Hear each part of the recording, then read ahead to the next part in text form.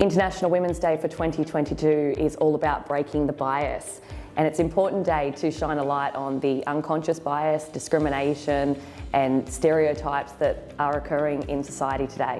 International Women's Day has been observed in Australia since 1911. While there have been many gains made for women since that time, unfortunately, women are still underrepresented in politics, in business, and globally, women's health, education and violence towards them is much more significant than those of men. The day should be recognised to make people aware that it still happens. And people, in particular men, should listen.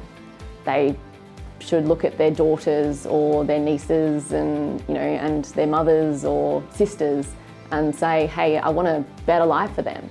I want them to be able to do whatever they want and not be questioned.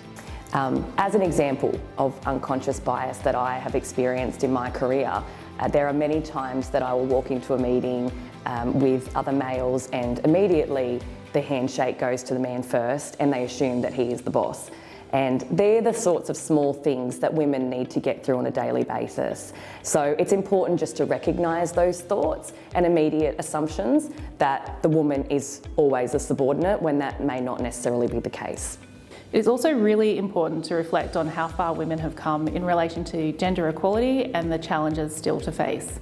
Progress can commence from just small, simple changes. So from shifting our mindset to breaking down gender stereotypes, to empowering women to speak up and to voice forward their thoughts and their opinions. At ORS, we're a company free of bias, stereotypes and discrimination. We work with a wonderfully diverse group of people, and as our company continues to grow, we look forward to celebrating all people's achievements. Break the bias. Break the bias. Breaking the bias. Break the bias. Break the bias.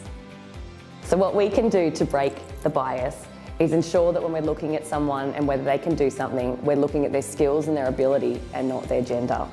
Happy International Women's Day, everyone.